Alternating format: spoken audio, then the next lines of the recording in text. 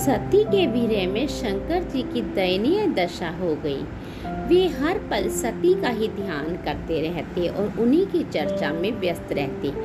उधर सती ने भी शरीर का त्याग करते समय संकल्प किया था कि मैं राजा हिमालय के यहाँ जन्म लेकर शंकर जी की अर्धांगिनी बनूं। अब जगदम्बा का संकल्प व्यर्थ होने से तो रहा, वे उचित समय पर राजा हिमालय की पत्नी मेनका के गर्भ में प्रविष्ट होकर उनकी कोख में से प्रकट हुई। पर्वतराज की पुत्री होने के कारण वे पार्वती कहलाई। जब पार्वती बड़ी होकर सियानी हुई तो उनके माता पिता की इच्छा हुई उनका विवाह करने की। उनको चिंता सताने लगी। एक दिन अचानक देव ऋषि नारद राजा हिमालय के महल में आ पहुँचे और पार्वती को देख कहने लगे, इसका विवाह शंकर जी के साथ होना चाहिए और वे ही सभी दृष्टि से इसके योग्य हैं। पार्वती के माता पिता के आनंद का ये जानकर ठिकाना न रहा। वे साक्षात जगन माता सती ही उनके यहाँ प्रकट हुई हैं। मन ही मन भाग्य को सराहने लगे।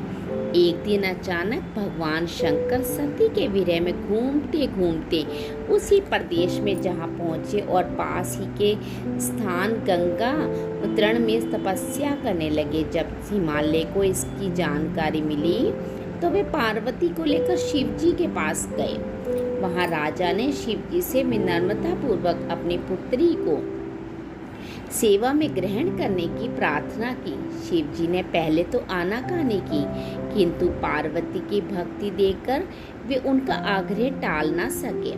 शिव जी से अनुमति मिलने के बाद तो पार्वती प्रतिदिन अपनी सखियों को साथ ले उनकी सेवा करने लगी। पार्वती हमेशा इस बात का सदा ध्यान रखती थी कि शिव जी को किसी प्रकार का कष्ट न हो। वे हमेशा उनके चरण धोकर चरणों तक ग्रहण करती और आराम से उनकी पूजा करती रहती। इसी तरह पार्वती को भगवान शंकर की सेवा करते दीर्घ समय व्यतीत हो गया, किंतु पार्वती जैसी सुंदर बाला से इस प्रकार एकांत में सेवा लेते रहने पर भी शिव जी के मन में कोई विकार नहीं हुआ। वे सदा अपनी समाधि में ही निश्चल रहते। उधर देवताओं को तारक नाम के असुर बड़ा त्रास देने लगा। यह जानकर कि शिव के पुत्र से ही तारक की मृत्यु हो सकती है, सभी देवता शिव पार्वती के विवाह कराने की चेष्टा करने लगे। उन्होंने शिव को पार्वती के प्रति अनुरक्त करने के लिए कामदेव को उनके पास भेजा, किंतु वो तो खुद ही उनके क्रोध अग्नि से भस्म हो गए। उन्होंने पुष्प बाण मारा था शंकर जी को, तो उनकी क्रोध अग्नि की तीसरी उनकी नेत्र खुलने से कामदेव खुद ही भस्म हो गए थे। इसके बाद शंकर भी वहाँ अधिक रहना अपनी तपस्या के लिए अंतराय रूप समझ कैलाश की ओर चल दिए।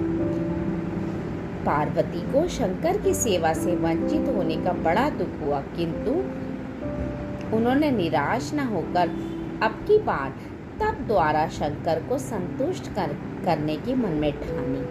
उनकी माता ने उन्हें सुकुमार एवं तप के अयोग्य समझकर बहुत मना किया, इसलिए उनका उमा नाम प्रसिद्ध हुआ, किंतु पार्वती पर इसका कोई असर नहीं हुआ। अपने संकल्प से वे भी तनिक भी विचलित नहीं हुई। वे भी घर से निकल उसी शिखर पर तपस्या करने लगी जहाँ शिव जी ने तपस्या की थी। तभी से लोग उस शिखर को गौरी शिखर कहने लगे। वहाँ उन्होंने पहले वर्ष फलाहार से जीवन व्यतीत किया, दूसरे वर्ष वृक्षों के पत्ते खाकर रहने लगी और फिर उन्होंने पर्ण का भी त्याग कर दिया, इसलिए वे अपर्णा कहलाईं। इस प्रकार पार्वती ने 3000 वर्ष तक तपस्या की। उनकी कठोर तपस्या को देख ऋषि मुनि भी दंग रह गए। अंत में भगवान आशुतोष का आसन हिला। उन्होंने पार्वती की परीक्षा के लिए पहले सप्त ऋषियों को भेजा और पीछे स्वयं वटु वेश धारण कर पार्वती की परीक्षा के लिए निर्मित प्रस्थान किया।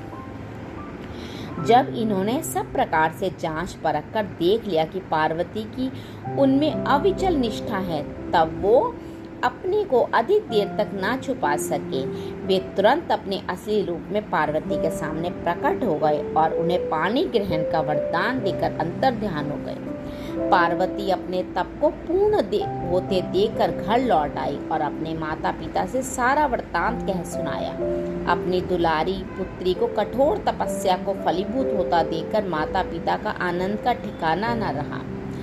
उधर शंकर जी से सप्त ऋषियों को विवाह का प्रस्ताव लेकर हिमालय के पास भेजा और इस प्रकार विवाह की शुभ तिथि निश्चित हुई। सप्त ऋषियों द्वारा विवाह की तिथि निश्चित कर जाने पर भगवान शंकर ने नारद जी द्वारा सारे देवताओं को विवाह में सम्मिलित होने के लिए आदर पूर्वक निमंत्रित किया और अपने गणों को बारात की तैयारी करने का आदेश दिया। उनके इस आदेश से अत्यंत प्रसन्न होकर गणेश्वर शंखकर्ण, केकराक्ष, विकर्त, विशाख, विकृतानन, दुंदुभ, कपाल, कुंडक, काक, पादोदर, मधुपिंग, प्रमथ, वीरभद्र आदि गणों के अध्यक्ष अपने अपने गुणों को साथ लेकर चल पड़े। क्षेत्रपाल, भैरव आदि गणराज भी कोटि कोटि गणों के साथ निकल पड़े। ये सभी 3 नेत्रों वाले थे। सबके मस्तक पर चंद्रमा और गले में नीले चिन्ह थे। सभी ने रुद्राक्ष के आभूषण पहन रखे थे। सभी के शरीर पर उत्तम भस्म पुती हुई थी। इन गणों के साथ शंकर जी के भूतों, प्रेतों, पिशाचों की सेना भी आकर सम्मिलित हो गई। इनमें डाकिनी, शाकिनी, यातुधान, बेताल, ब्रह्म राक्षस आदि भी शामिल थे। इन सभी के रूप, रंग, आकार, प्रकार, चेष्टाएं, वेशभूषा, हाव भाव आदि सभी कुछ अत्यंत चित्र थे। किसी के मुख ही नहीं थे और किसी के बहुत सारे मुख थे। कोई बिना हाथ पैरों के था तो किसी के बहुत सारे हाथ पैर थे। किसी के बहुत सी आंखें थी और किसी के आंख ही नहीं थी। किसी का मुख गधे की तरह था, किसी का सियार की तरह था, किसी का कुत्ते की तरह था। उन सब ने अपने अपने अंगों में ताजा खून लगा रखा था। कोई अत्यंत पवित्र और कोई अत्यंत विभत्स तथा अपवित्र गण वेश धारण किए हुए थे। उनके आभूषण बड़े ही डरावने थे। उन्होंने हाथ में नर कपाल ले रखा था। वे सबने अपनी तरंग में मस्त होकर नाचते गाते मौज उड़ाते हुए महादेव जी शंकर जी के चारों ओर एकत्रित हो गए। चंडी देवी बड़ी प्रसन्नता के साथ उत्सव मनाती हुई भगवान रुद्रदेव की बहन बनकर वहां आ पहुंची। उन्होंने सर्पों के आभूषण पहन रखे थे। वे प्रेत पर बैठकर अपने मस्तक पर सोने का कलश धारण किए हुए थी। धीरे धीरे वहाँ सारे देवता भी एकत्र हो गए। उस देव मंडली के बीच में भगवान श्री विष्णु पर विराजमान थे। पितामह ब्रह्मा जी उनके पास में मूर्तिमान देव वेदों, शास्त्रों, पुराणों, आगमों, सनकाद, महासिद्धि, प्रजापतियों, पुत्रों तथा कई परिजनों के साथ उपस्थित थे। देवराज इंद्र भी कई आभूषण पहन अपने ऐरावत गज पर बैठे हुए वहां पहुंचे थे। सभी प्रमुख ऋषि भी वहां आ गए। तंबुर, नारद, हाहा, हुहु आदि श्रेष्ठ गंधर्व तथा किन्नर जी भी शिव जी के बारात में शोभा बढ़ाने के लिए आ पहुंचे।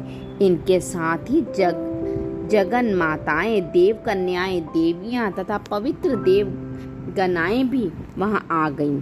सभी के वहां मिलने के बाद भगवान शंकर जी अपने स्फटिक जैसे उज्जवल सुंदर वृषभ पर सवार हुए।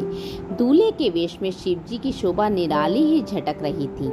इस दिव्य और विचित्र बारात के प्रस्थान के समय डमरुओं की डमडम, शंखों की गंभीर नाद, महर्षियों के मंत्रोच्चार, यक्षों, किन्नरों, गंधर्वों के सरस गायन और देवांगनाओं के मनमोहक नृत्य और मंगल गीतों की गूंज से तीनों लोग परिव्याप्त हो उठे। उधर हिमालय ने विवाह के लिए बड़ी धूमधाम से तैयारियां की और शुभ लगन में शिव जी की बारात हिमालय के द्वार पर आ गई। पहले तो शिव जी का विकट रूप तथा उनकी भूत प्रेतों की सेना को देखकर मैना डर गई और उन्हें अपनी कन्या का पाणी ग्रहण कराने में आनाकानी करने लगी।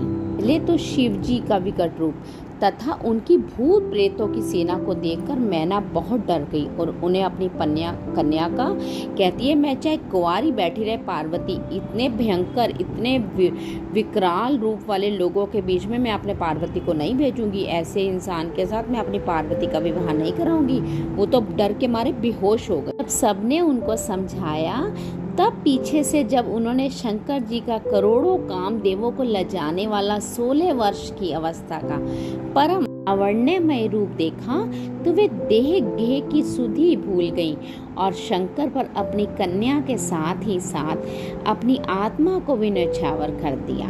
हर गौरी का विवाह आनंद पूर्वक संपन्न हुआ। हिमालय ने कन्यादान दिया। विष्णु तथा अन्य देव और देव रमणियों ने नाना प्रकार के उपहार भेंट दिए। ब्रह्मा जी ने वेदोक्त रीति से विवाह करवाया और सब लोग अमित उत्साह से भरे अपने अपने स्थानों को लौट गए।